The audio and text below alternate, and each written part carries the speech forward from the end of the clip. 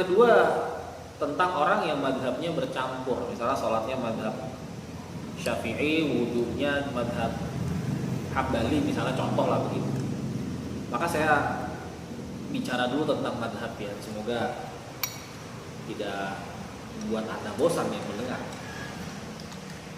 Jadi setelah Nabi SAW wafat, para sahabat itu kan terbagi-bagi. Ada yang tetap di Madinah menjalankan roda pemerintahan, ada yang safar untuk berdakwah ke luar negeri, bahkan sampai ke negeri kita Indonesia, sampai ke mana-mana lah, ke Afrika. Seperti contoh siapa namanya itu, Ammar bin Yasir dakwah di Mesir. Kan Afrika tuh, Afrika Utara tuh, barengan sama ya Aljazair, Maroko dan kawan-kawan. Sa'ad bin Abi Waqqas ke Asia, konon wafat di Cina, wallahu a'lam bishawab, kan begitu. Kemudian apa namanya, Abu Ubaidah ibnul Jarrah wafat di wilayah Syam, menjadi gubernur di sana. Jadi menyebar tuh. Jadi apa, ayat-ayat Quran, kemudian hadis-hadis Nabi itu tersampaikan di sana berdasarkan siapa yang bawa, berdasarkan sahabat mana yang bawa. Itu poinnya. Nah, seiring perjalanan waktu ditemukan bahwa ada beberapa dalil berbeda untuk satu amal yang serupa. Contoh, takbiratul ihram. Itu kan dalilnya beda-beda. Ada yang menyebutkan Rasul kalau takbiratul ihram di depan bahu, ada yang menyebutkan tangannya di bawah telinga, ada yang mengatakan di dekat telinga, ada yang mengatakan di dalam bingkai bahu, jadi di depan dada. Itu beberapa, ya. Nah, para ulama akhirnya di zaman-zaman setelah itu para ulama meneliti. Nah, karena ulama meneliti, namanya ulama itu pasti punya kelebihan kekurangan masing-masing. Saya tidak menghina mereka, saya justru menghargai mereka, ya, demi Allah. Maka para ulama kemudian mengelompokkan, oh, saya lebih cenderung sholat itu begini, yang takbiratul ihramnya. Oh, kalau sedekapnya begini, anunya begini-begini. Nah, akhirnya mereka membuat kurikulum lengkap supaya kita-kita yang awam ini lebih mudah memahami agama ini, ya, kurikulum lengkap. Jadilah kurikulum yang paling besar itu 4. Imam Abu Hanifah yang pertama, Imam Abu Hanifah. Yang kedua, Imam Malik bin Anas. Yang ketiga, Imam Muhammad bin Idris Asy-Syafi'i. Yang keempat, Imam Ahmad bin Hanbal. Ada 4 orang. Kurikulum ini, akidah, ibadah, muamalah itu udah dicakup semua. Udah ada akidah, ada ibadah, ada muamalah, udah ada semua di situ, ya. Semua udah dikumpulkan. Nah, dalil-dalilnya itu adalah yang mereka pilih. Misalnya ada tadi ada posisi takbiratul ihram tuh. Imam Abu Hanifah milih yang takbiratul ihramnya begini nih. Imam Malik yang ini nih. Imam Syafi'i yang ini, Imam Ahmad bin Hanbal yang ini. Memilih atau cenderung itu dalam bahasa Arab disebut dhahaba. Maka dikenal dengan sebutan madhab. Apa-apa yang dicenderungi, madhaba. Ternyata dalil yang dicenderungi oleh Imam Abu Hanifah sedikit banyak berbeda dengan dalil-dalil yang dicenderungi oleh Imam Malik bin Anas. Makanya tata caranya agak beda. Misalnya contoh baca Al-Fatihah. Tata cara Al-Fatihah menurut madhab Maliki atau menurut madhab pengikut Imam Malik atau kecenderungan atau kurikulum metode penelitian Imam Malik, Bismillahnya tidak dibaca sama sekali Al-Fatihah itu. Allahu Akbar. Kenapa saya nggak bahas iftitah? Karena iftitah itu hukumnya sunnah, bukan rukun sholatnya, ya. Allahu Akbar. Alhamdulillahi Rabbil Alamin. Berbeda dengan madhab Ahmad bin Hanbal, contohnya Imam Hambali yang Allahu Akbar, Bismillahirrahmanirrahim, Alhamdulillahi Rabbil Alamin. Atau Imam Syafi'i yang Allahu Akbar, itu bismillahnya terhitung ayat kalau menurut madhab Imam Asy-Syafi'i. Jadi nyaring bacanya, Bismillahirrahmanirrahim, Alhamdulillahi Rabbil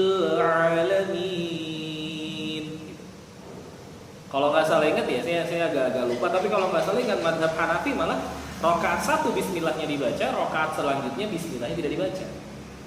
Tapi tidak pernah ada istilah Imam Abu Hanifah menyatakan kalau Imam Malik itu sesat gitu, nggak ada. Imam Syafi'i nggak pernah mengatakan Imam Ahmad bin Hambal itu sesat, dan sebaliknya nggak ada yang begitu. Maka perbedaan mazhab itu biasa saja. Nah, itu mazhab ya. Jadi kita secara langsung nggak ngerasa pasti kita bermadhab. Yang kadang-kadang repot kalau mau dibahas itu orang yang fanatik madhab. Beda ya bermadhab dengan fanatik madhab. Kalau buat saya ini termasuk orang yang sangat-sangat tidak merepotkan urusan madhab. Ya, yang penting tata cara sholatnya bener gitu, wudunya bener. Salahnya kalau wudu Anda misalnya wudu itu ada kolam Anda cemplung sekali, keluar cemplung 2 kali, keluar cemplung 3 kali. Sudah bang tadi kumur-kumur dalam kolam, kan 3 kali itu gerakan wudu ya. Anggap sudah wudu plus mandi wajib, itu yang sesat. Karena nggak ada ajaran begitu. Kalau Imam Syafi'i mandi wajib dari kaki, guyurnya. Kalau yang lain dari kepala. Beda kan?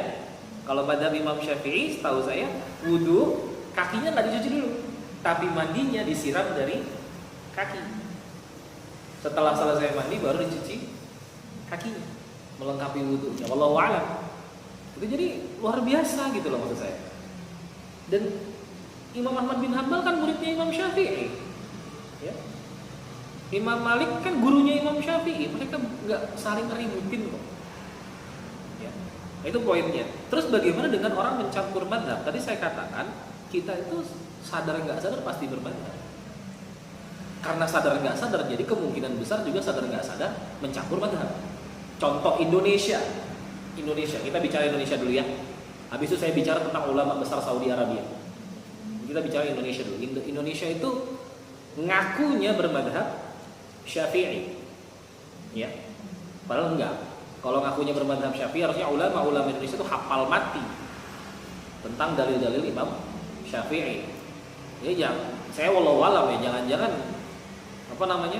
kitab-kitab Imam Nawawi rahimahullah taala juga belum pernah dibaca, karena mazhab Imam Syafi'i rahimahullah ta'ala sempat tenggelam karena banyak masuk filsafat waktu itu ya.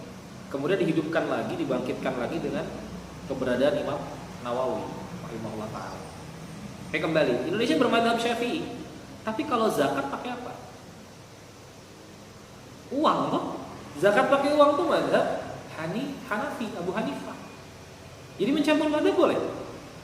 Ya, tadi saya katakan sadar nggak sadar sebenarnya kita mencampur mazhab. Ya mohon maaf kalau misalnya kita bicara beras juga, Nabi nggak pernah berzakat pakai beras. Nabi zakatnya kurma ajwa. Maka hadis yang lengkap itu berzakatlah dengan kurma ajwa. Jika tidak mampu maka dengan susu kering keju.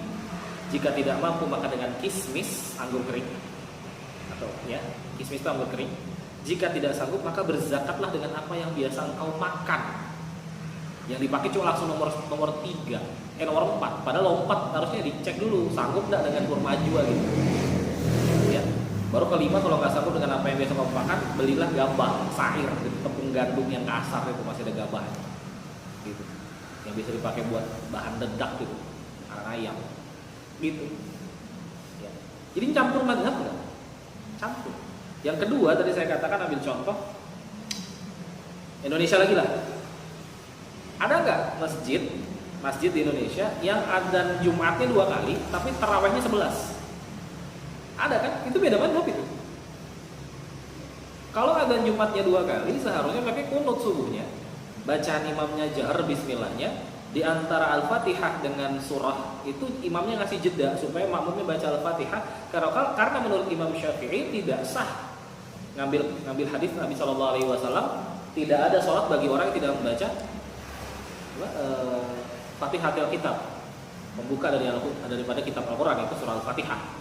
Tapi ada nggak masjid yang konon bermadhab Syafi'i, tapi di antara Al-Fatihah amin dengan surah itu nggak pakai jeda, ada nggak? Ada. Terus tarawihnya 11. Makanya kalau madhabnya Imam Syafi'i kan 23. Ada. Sebenarnya mencampur madhab itu hal yang jamak berlaku di masyarakat kita. Nah, tadi saya mau bicara tentang imam besar Saudi Arabia. Dulu ada ulama besar Saudi Arabia, wafat tahun 1991, nama beliau adalah Syekh Abdul Aziz bin Abdullah bin Baz rahimahullah taala. Beliau mengatakan, terus terang beliau mengatakan, saya kutip ini dari ceramahnya Ustaz Abdul Somad, LCMA PhD. Jadi Syekh bin Baz rahimahullah taala mengatakan, saya bermadhab Hambali. Saya bermadhab Hambali. Jadi Saudi hari ini bermadhab Hambali. Paham ya? Saudi hari ini bermadhab Hambali. Gak usah bingung. Ya. Makanya imam-imam Saudi kalau orang Saudi kalau baca Quran tidak pakai Shadaqallahul Azim. Kecuali yang satu itu Syekh Sudais pakai Shadaqallahul Azim. Ya. Karena orang bermadhab itu paham siapa yang dia hadapi. Waktu itu Syekh Sudais baca Shadaqallahul Azim di mana? Di Istiqlal, Indonesia. Karena beliau tahu Indonesia mayoritas bermadhab Syafi'i. Itu bijaknya orang bermadhab, nggak kayak tadi yang pertanyaan itu. Kalau nggak satu madhab ulang sholatnya, wih, sudahlah kamu safar, nggak perlu sholat sama imam tempatan, bisa. Tapi katanya kalau safar ya, ya bisa jamaah kosor loh. Malah ulang-ulang sholat wajib, boleh dikosor malah ulang sholat wajib. Ini apa ini? Kan bingung saya. Oke, kembali tadi.